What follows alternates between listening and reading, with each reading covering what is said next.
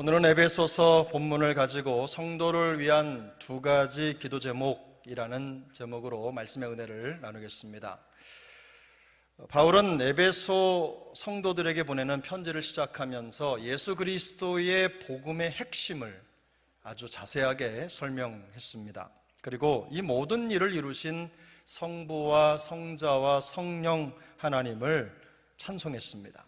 곧이어 그는 놀라운 복음의 능력으로 말미암아 믿음과 사랑 안에서 견실히 성장해가는 성도들을 생각하면서 그 감사의 마음을 하나님께 올려드립니다. 감사로 기도를 시작한 것이죠. 성령의 인도를 확신하고 어려운 현실을 극복해낼 뿐만 아니라 한 발 더 나아가서 믿음과 사랑의 진보를 이룬 성도들이 대견스러웠기 때문입니다. 하지만 바울의 기도는 웅장한 찬송과 감사에 멈춰서지 않습니다. 그는 성도들을 위해서 구체적이고 의미 있는 내용이 담긴 중보 기도를 올려드립니다. 그 기도의 첫 번째 주제가 그는 성도들이 하나님을 알게 해달라고 기도한 것입니다. 오늘 본문 17절인데요. 우리 주 예수 그리스도의 하나님 영광의 아버지께서 지혜와 계시의 영을 너희에게 주사 하나님을 알게 하시고, 일반적으로 성도들이 박해의 위협을 받고 있고 또 어려운 현실 상황에 처해 있다는 것을 생각하면 그 위협에서 건져주시고 어려움을 피할 수 있게 해달라는 기도가 먼저일 것 같습니다. 그런데 바울은 그 첫 번째 중보 기도를 그렇게 하지 않습니다. 내용이 다릅니다. 오늘 우리가 읽은 대로 그는 성도들이 하나님을 알게 해달라고 기도합니다. 바울은 하나님을 알게 하시고 라는 표현에 지혜와 계시의 영을 너희에게 주사라는 수식어를 붙였습니다. 이 지혜와 계시의 영은 알기 쉽게 성령을 말하는 것입니다. 바울은 하나님을 아는 성도들의 지식이 성령의 지혜와 계시를 통해서 더욱더 깊어지기를 기도하고 있는 것입니다. 특별히 지혜와 계시의 영이 필요한 이유는 일반적으로 잘 보이지 않는 하나님의 비밀을 깨닫도록 하기 위해서입니다. 적지 않은 성도들이 믿음을 지키려다가 부당한 일을 당합니다. 불이익을 당하는 거죠. 우리도 신앙생활하면서 이런 경험 한두 번쯤은 있었을 것입니다. 대부분 그런 현실을 만나면 당연한 것으로 받아들이면서 신앙의 힘으로 감수합니다. 예수 믿는 사람이니까 참아야지 이렇게 감수를 하는 거죠. 견뎌야지 받아들이는 겁니다. 어떤 성도들은 그런데 신앙생활 때문에 피해를 입었다고 생각을 하기도 합니다. 그래서 피해를 입지 않기 위해서 잠시 자신이 그리스도인이라는 사실을 감추기도 합니다. 정체를 감추는 거죠. 그러나 자신이 피해자라고 생각하는 것은 하나님을 알지 못하기 때문에 생기는 오해에서 비롯된 것입니다. 이런 오해를 없애기 위해서 지혜와 계시의 영이 필요한 것입니다. 야고보서 3장 17절 18절은 지혜에 대해서 이렇게 말씀합니다. 오직 위로부터 난 지혜는 첫째 성결하고 다음에 화평하고 관용하고 양순하며 긍휼과 선한 열매가 가득하고 편견과 거짓이 없나니 화평하게 하는 자들은 화평으로 심어 의의 열매를 거두느니라. 위로부터 난 지혜라는 표현은 오늘 본문에 나온 것처럼 성령이 부어주시는 지혜를 말합니다. 죄와 타락이 가득한 세상 속에서도 세상과 섞이지 않고 구별된 삶을 살면서 의의 열매를 거두는 능력, 바로 그 능력이 지혜입니다. 이처럼 지혜는 성경의 진리들을 일상생활에서 부딪히는 상황에 적용할 수 있는 능력입니다. 하나님의 말씀을 통해 주시는 가르침으로 세상을 살아가는 능력이 오늘 성경이 말씀하는 지혜입니다. 계시는 하나님의 비밀을 깨닫는 능력입니다. 주어진 삶과 상황을 사람의 시각이 아닌 하나님의 시각으로 이해하고 그 이면에 숨겨진 하나님의 섭리와 주권을 보는 것입니다. 그런 눈인 거죠. 세상을 돌보시면서 그 안에서 일하시는 하나님의 섭리와 주권적인 손길을 분별할 수 있는 시각이 바로 계시의 시각입니다. 그러므로 지혜와 계시의 영을 통해 하나님을 알게 해달라는 것은 단순히 정보를 더 많이 쌓게 해달라는 기도가 아닙니다. 성도에게 주어진 상황을 하나님의 시각으로 꿰뚫어 보고 그 속에서 역사하시는 하나님과 더 깊은 만남과 교제를 누리게 해달라는 기도입니다. 지혜와 계시의 영으로 하나님을 더 깊이 알게 되면 믿음 때문에 당하는 부당한 상황과 환경 속에서도 자신이 그런 환경과 상황의 피해자가 아니라는 생각을 갖게 됩니다. 자신이 피해자라는 그런 피해의식에서 벗어날 수 있게 되는 것입니다. 모든 상황을 통해 역사하시는 하나님의 비밀을 깨닫게 되기 때문입니다.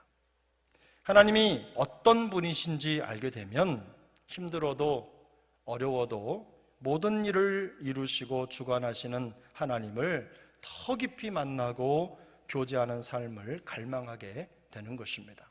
어려움 만나서 떠나가고 어려움 만나서 실족하고 하나님 저에게 왜 이런 일을 주십니까? 이런 한탄의 기도를 드리는 게 아니라 그 고난의 과정과 아픔과 상처와 칠흑같이 어두운 환경 속에서도 살아계신 하나님을 더 찾고 갈망하는 성도가 되는 것입니다. 그래서 바울은 성도의 박해나 어려움을 해소해달라고 먼저 기도하지 않습니다. 하나님을 알게 해달라고 기도하는 것입니다. 호세아 6장 3절은 이렇게 말씀합니다. 함께 읽습니다. 그러므로 우리가 여호와를 알자, 힘써 여호와를 알자. 그의 나타나심은 새벽빛같이 어김없나니 비와 같이 땅을 적시는 늦은 비와 같이 우리에게 임하시리라 하니라.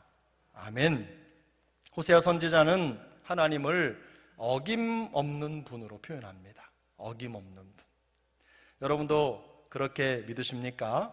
하나님은 어김없는 분이세요. 그러므로 하나님의 백성들에게 필요한 것은 하나님을 힘써 아는 것입니다. 하나님의 때를 기다리는 것입니다. 이뿐만이 아닙니다. 요한복음 17장 3절은 이렇게 말씀합니다. 영생은 곧 유일하신 참 하나님과 그가 보내신 자 예수 그리스도를 아는 것이니라. 아는 것이니라. 이것은 예수님이 성도를 위해 드리는 기도의 내용입니다. 영생이 하나님과 그리스도를 아는 것이라는 말씀은요, 구원받은 성도의 진정한 삶이 하나님을 아는 것에서부터 시작된다는 말씀입니다. 하나님을 모르고서야 깊이 있는 성도의 삶을 살아갈 수 없다는 말씀이시죠. 철학자 소크라테스는 너 자신을 알라 이렇게 말했습니다.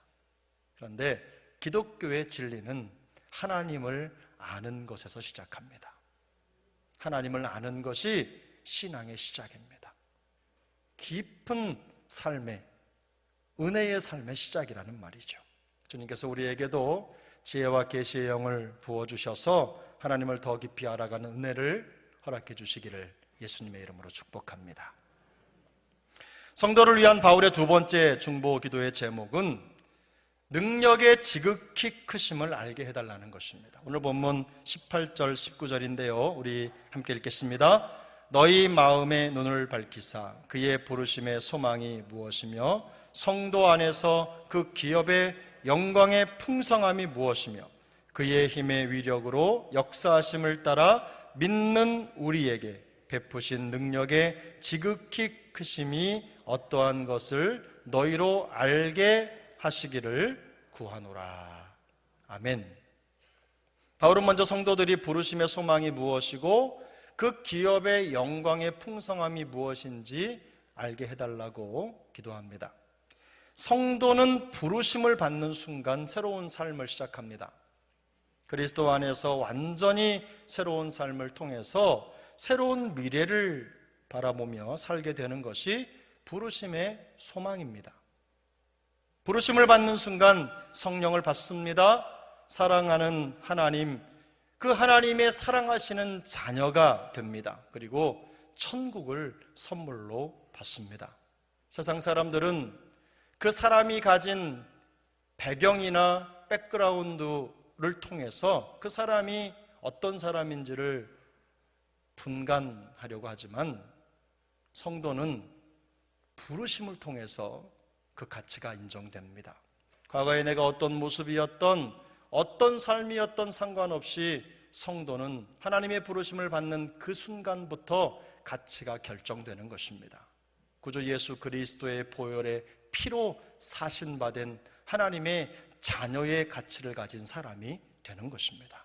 그것이 성도의 가치입니다. 부르심의 소망입니다.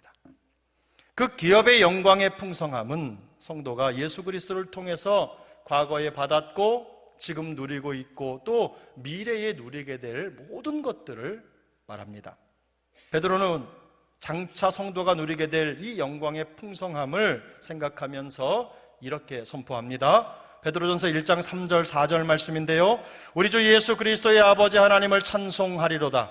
그의 많으신 긍휼대로 예수 그리스도를 죽은 자 가운데서 부활하게 하심으로 말미암아 우리를 거듭나게 하사 산소망이 있게 하시며 썩지 않고 더럽지 않고 쇠하지 아니하는 유업을 있게 하시나니 곧 너희를 위하여 하늘에 간직하신 것이니라. 아멘. 이렇게 선포할 수 있는 이유는 비록 이 땅에 사는 동안 추위와 더위와 또 질병과 연약함의 위협이 끊이지 않겠지만 이것들이 영원한 하나님의 나라의 백성으로 향유할 수 있는 영광의 풍성함보다는 못하다는 것을, 적다는 것을, 약하다는 것을 깨달았기 때문입니다. 아무리 세상의 고통이 커도 어려움이 깊어도 우리가 하나님의 나라의 그 큰 영광을 누리는 것보다는 적다는 것입니다. 무엇보다도 바울은 성도들이 하나님의 능력의 지극히 크심을 아는 것에 이 기도에 강조점을 둡니다.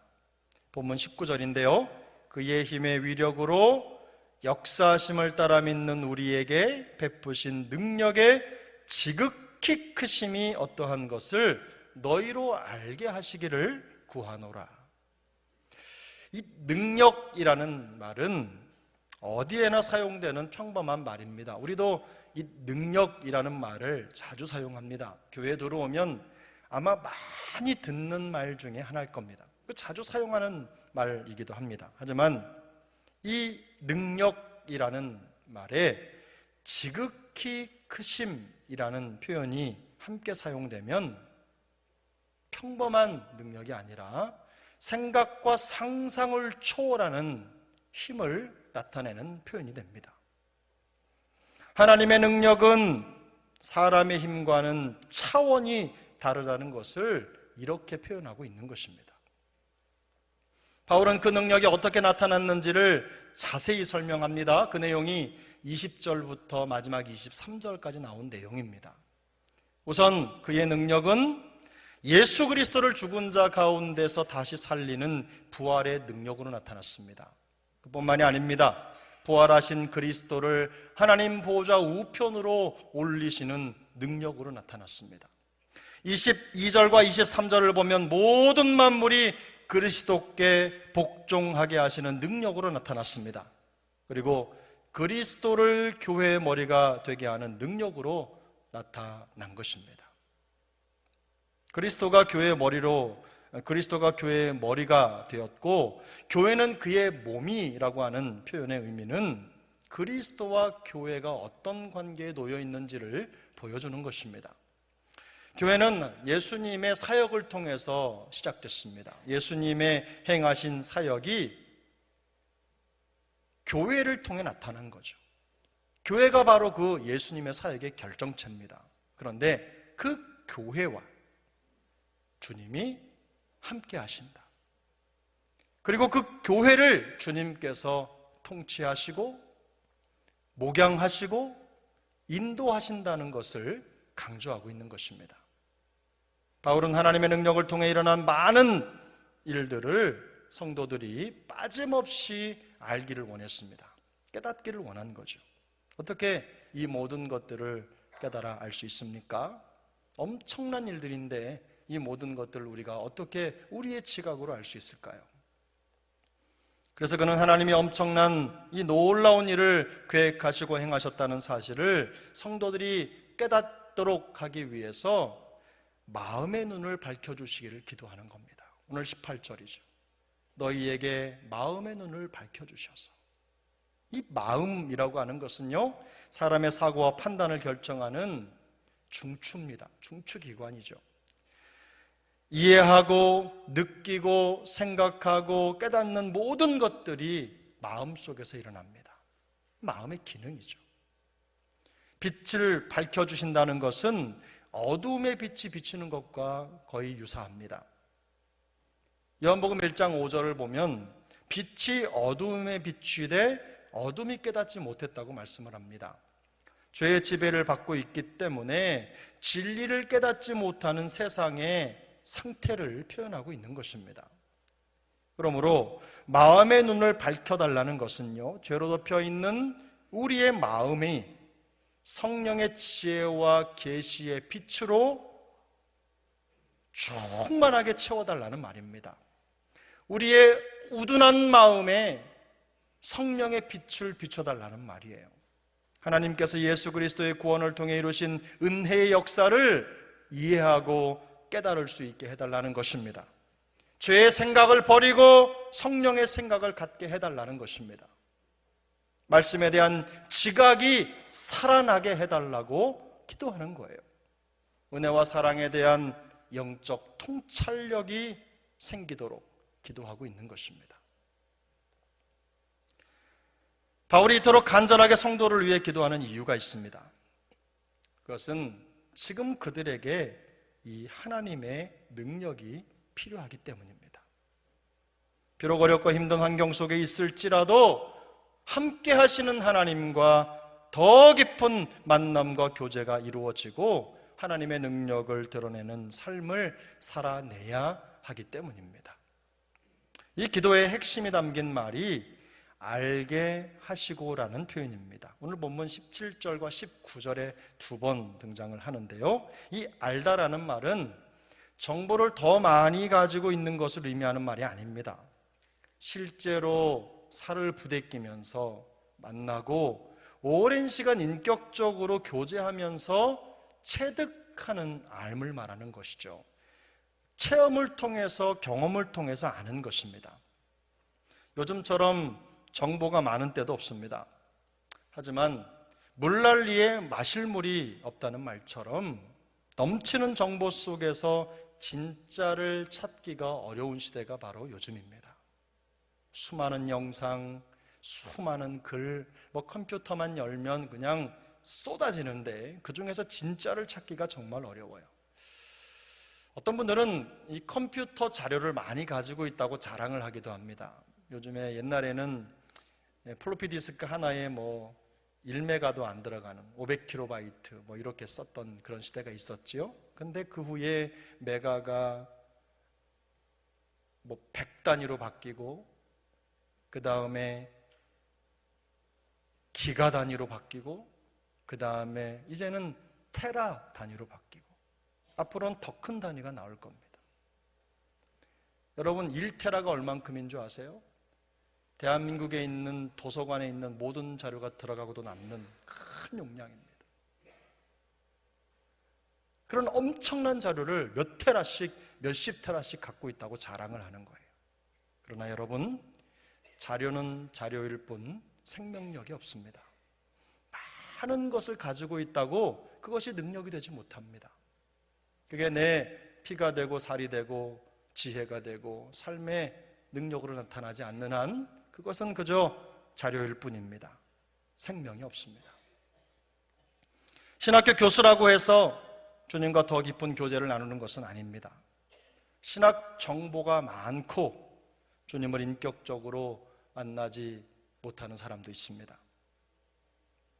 신학적으로는 특출한데 주님과 깊은 교제를 나누지 못하는 것입니다. 얼마든지 하나님의 능력을 깨닫지 못한 신학 박사가 있을 수 있습니다. 기독교는 머리로만 깨닫는 종교가 아닙니다. 사상을 다루는 종교도 아닙니다. 성경 교리를 공부하면 모든 것을 다 터득하는 종교도 아닙니다. 하나님과 그 능력을 알게 해달라는 기도는 하나님과 깊은 만남과 교제의 그 핵심이 있습니다. 모든 상황 속에서 늘 함께 하시는 주님과 깊은 교제를 나누는 신앙이 되어야 된다는 뜻입니다. 그리고 하나님의 능력이 실제로 내 능력으로 나타나는 것이 이 기도의 핵심입니다. 예수 그리스도를 죽은 자 가운데 살리시고 하늘로 올리셨으며 모든 만물에 뛰어나게 하시고 교회가 교회의 머리가 되게 하셨다. 이 사실을 아는 거 중요합니다. 누구든지 공부하면 알 수 있는 내용입니다. 그런데 더 중요한 것은 이 일을 이루신 하나님의 능력을 현실의 삶 속에서 실제로 체험하는 신앙이 되어야 된다는 것입니다. 아무리 푸짐해도 먹지 못하면 그림의 떡인 것처럼 하나님의 능력이 아무리 강력해도 실제로 내 삶에 경험되지 못하면 구원받은 성도로서의 새로운 삶을 시작할 수 없는 것입니다. 적지 않은 그리스도인들이 잘못된 생각을 가지고 살아갑니다. 기도하지 않아도 그럭저럭 살만하니까 하나님을 더 깊이 알려고 하지 않습니다. 기도하지 않습니다. 기도의 자리를 찾지 않습니다. 하나님의 능력은 정말 절박할 때만 필요하다고 생각합니다. 대부분은 내가 알아서 하고 하나님의 능력이 필요한 때가 따로 있습니다. 그래서 어려움을 당하면, 괴로운 일을 당하면, 사업에 힘들어지면, 직장 생활이 어려우면, 가정에 문제가 생기면, 자녀가 위기에 있으면 하나님 앞에 나와서 기도하는 거예요. 그때만. 그런데 여러분, 이것은 신앙생활에 대한 큰 착각입니다. 그리스도를 교회의 머리로 삼으셨고 교회가 그 몸이라는 것은요, 가끔 필요할 때만 만나는 관계를 말하는 것이 아닙니다. 여러분, 제 머리가 가끔 저랑 함께 있으면 어떻게 되겠습니까? 제 머리가 가끔 제 몸에 붙어서 있으면 어떤 존재인가요? 그리스도 없이는 아무것도 할 수 없는 존재가 바로 교회고 그리스도인입니다. 그러므로 성도가 살아가는 방식은 하나님을 알고 그 능력을 의지하는 것입니다. 성도는 하나님과 교제가 단절될 때 위기가 옵니다. 성도는 하나님의 능력과 연결되어 있을 때 삶이 변화되고 새로운 삶을 살게 되는 것입니다. 종종 자신의 연약함이나 부족함 때문에 능력 있는 삶을 살 수 없고 신앙생활도 어렵다고 말하는 성도들을 만납니다. 그러나 육체의 가시나 인간적인 연약함은 능력 있는 삶을 살지 못하게 하는 치명적인 문제점이 아닙니다. 성경에는 다른 사람들과 비교해 봤을 때 더 건강하지 못하고 더 갖지 못한 사람들이 오히려 더 영적으로 성공적인 삶을 살았던 예로 가득합니다. 사도 바울도 일평생 해결되지 않는 육체의 가시가 있고 그것 때문에 고생했지만 그가 연약했다고 말하지 않습니다. 성도는 연약함 때문에 약해지는 것이 아닙니다. 하나님을 알지 못하고 그 능력을 의지하지 않기 때문에 힘 있는 삶을 살지 못하는 것입니다. 영적으로 뛰어난 사람들은요, 대부분 자신의 연약함을 자랑합니다. 그 약함을 통해 하나님의 능력이 나타나기 때문입니다. 하나님을 의지하는 성도의 연약함은 약점이 아닙니다. 그 삶 속에서 일하시는 능력의 하나님이 나타나는 강점입니다. 질그릇처럼 깨어지고 금이 간 자녀들 때문에 마음에 상처가 있고 눈물의 기도를 멈출 수 없는 분들도 있을 것입니다. 그러나 계속 하나님의 능력을 의지하고 기도하십시오. 주님의 때가 이르면 변화된 그들을 통해서 하나님의 찬란한 영광이 나타나게 될 것입니다. 우리가 하나님의 능력에 연결되는 가장 우선되는 방법은 우리의 연약함을 인정하는 것입니다. 우리의 연약함을 도우시며 지금도 말할 수 없는 탄식으로 우리를 위해 기도하시는 성령 하나님을 의지하는 것입니다. 세계적인 설교자였던 찰스 스펄전 목사님이 설교 중에 이런 말씀을 하셨습니다. 제가 조금 각색해서 적어왔는데 한번 들어보십시오. 사랑하는 형제 자매 여러분, 절대로 주님께 강하게 해달라고 기도하지 마십시오. 대단한 존재가 되게 해달라고 기도하지 마십시오. 다만 자신 속에서 하나님의 능력이 들어설 자리가 있게 해달라고 기도하십시오. 아무것도 아닌 존재를 통해 하나님이 어떤 일을 하실 수 있는지 여러분을 통해 보여달라고 기도하십시오. 모든 사람이 여러분을 통해 하나님의 능력을 목격하게 해달라고 기도하십시오. 이렇게 설교했습니다. 하나님은 예수 그리스도를 죽은 자 가운데서 살리신 분이십니다. 그 능력으로 우리를 구원하셨습니다. 죽음을 이기신 예수 그리스도를 우리의 머리가 되게 하신 분이 하나님이십니다. 세상 속에 사는 성도가 세상과 섞이지 않고 성도답게 살기 위해서는 하나님을 알아야 합니다. 그 능력을 통해 힘을 얻어야 합니다. 주님만이 우리의 능력이고 소망이시기 때문입니다. 이 몸의 소망 무언가 우리 주 예수뿐일세. 우리 주 예수 밖에는 믿으리 아주 없도다. 주 나의 반석 되시니 그 위에 내가 서리라. 그 위에 내가 서리라. 아멘. 찬송가 488장입니다. 주님께서 우리 모두에게 지혜와 계시의 영을 더해 주시길 바랍니다. 마음의 눈을 활짝 열어주시기를 축복합니다. 그래서 하나님을 더 깊이 알아가고 그 능력을 체험하는 인생이 될 수 있기를 소망합니다. 연약하고 부족해 보이는 우리의 약점이, 우리의 연약함이, 우리의 부족함이 우리를 넘어뜨리는 걸림돌이 아니라 하나님의 능력이 나타나는 강점이 될 수 있기를 예수님의 이름으로 축복합니다. 기도하겠습니다.